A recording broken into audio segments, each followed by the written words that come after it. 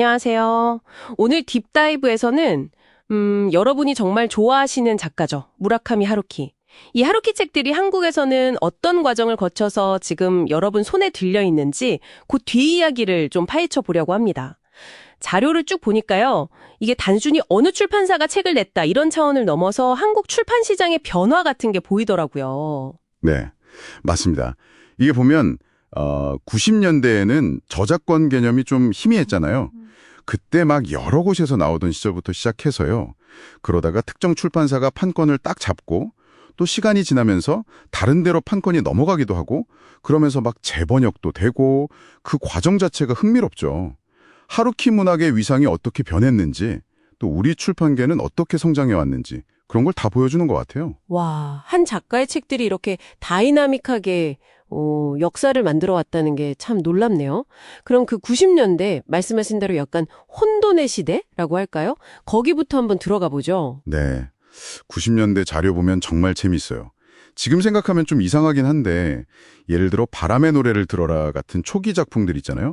아니면 국경의 남쪽, 태양의 서쪽 같은 책들이 정식 계약 없이 여러 출판사에서 그냥 막 동시에 나오기도 했어요. 아, 진짜요? 그게 가능했군요. 네, 뭐랄까 주인이 없는 땅 같은 상태였던 거죠. 그 중에서도 역시 가장 기억에 남는 건 노르웨이의 숲 아닌가요?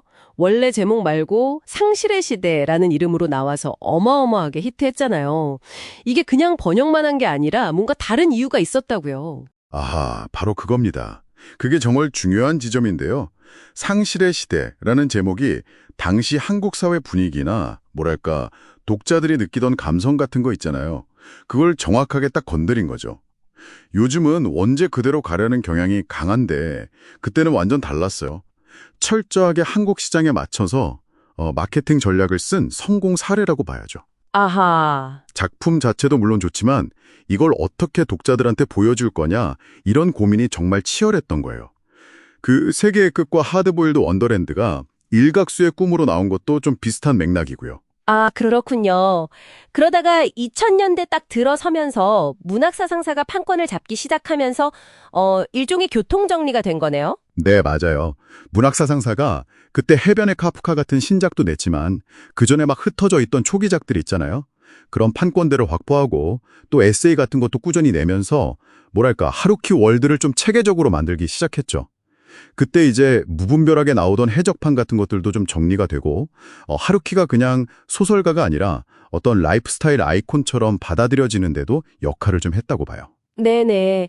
그렇게 좀 안정기에 접어드나 싶었는데 2000년대 후반에 또 큰 변화가 오죠. 바로 문학동네의 등장이요. 특히 1Q84 판권을 딱 가져간 게 결정적이었던 것 같아요. 맞습니다. 1Q89라가 워낙 크게 성공했잖아요. 이게 한국 출판계에서 보면 이런 대형 작가의 신작 판권 확보하는 게 정말 중요하구나. 이걸 보여준 어떤 분기점 같은 거였어요. 그 이후로는 뭐 기사단장 죽이기나 가장 최근에 나온 도시와 그 불확실한 벽까지 장편 신작들은 거의 문학동네가 독점하는 그런 구도가 됐죠. 이건 문학사 상사가 좀 안정적으로 관리하던 거랑은 다르게 훨씬 더 뭐랄까 공격적이면서 시장을 좀 이끌어가는 그런 전략이 나온 거죠. 와, 출판사들 사이의 전략 싸움이 진짜 치열했군요. 네. 일부에서는 뭐 문학사 상사가 사업 방향을 좀 바꾸려는 거 아니냐, 뭐 이런 얘기랑 연결짓기도 하고요. 근데 또 다른 흐름도 있는 것 같아요. 2010년대 이후로는 민음사가 눈에 띄는데요. 노르웨이의 숲이나 태엽 감는 새 연대기 같은 대표작들을 세계문학 전집에 넣었잖아요. 이건 하루키를 이제 현대 고전으로 딱 자리매김하려는 그런 시도처럼 보이는데 맞나요? 이때 재번역도 많이 됐죠. 정확합니다. 민음사가 재번역한 건 단순히 뭐 오류를 고치거나 판본을 바꾼다 이런 차원을 넘어서요. 작품에 아예 새로운 숨결을 불어넣으려는 그런 전략적인 선택이었죠. 예를 들면 태엽감넷의 연대기 같은 경우는 원래 문학사상사에서 4권짜리로 나왔었거든요. 근데 민음사에서는 원작 따라서 3권으로 바꾸고 제목도 살짝 바꾸고 김난주 번역가가 새로 번역해서 냈죠. 아, 태엽 감는 새에서 태엽 감는 새 연대기로 바뀐 게 그때군요. 네, 그렇죠. 노르웨이의 숲도 마찬가지로 양옥관 번역가가 새로 번역하면서 고전으로서의 가치를 다시 한번 보여주려고 했고요.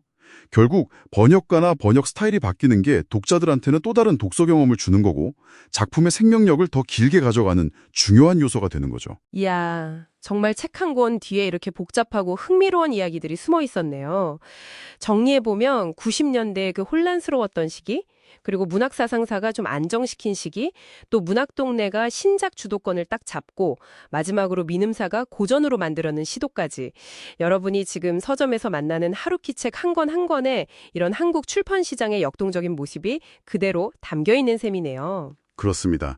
출판사가 어떤 선택을 하고 제목을 어떻게 바꾸고 또 어떤 번역가를 내세우느냐 이런 것 하나하나가 사실은 하루키라는 작가와 그 작품을 한국 독자들에게 어떻게 보여주고 어떤 가치를 줄 것인가 하는 그 고민의 결과물인 거죠. 물론 작품 자체가 가진 힘이 크지만 이런 출판 전략들이 뒷받침됐기 때문에 이렇게 오랫동안 사랑받는 작가가 될 수 있었다고 생각해요. 자, 오늘 딥다이브는 여기까지입니다. 마지막으로 여러분께 이런 질문 한번 던져보고 싶네요.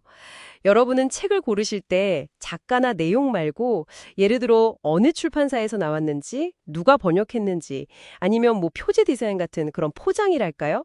그런 외적인 요소들이 여러분의 선택에 과연 얼마나 영향을 미치는지 한 번쯤 생각해 보시는 것도 재밌을 것 같습니다.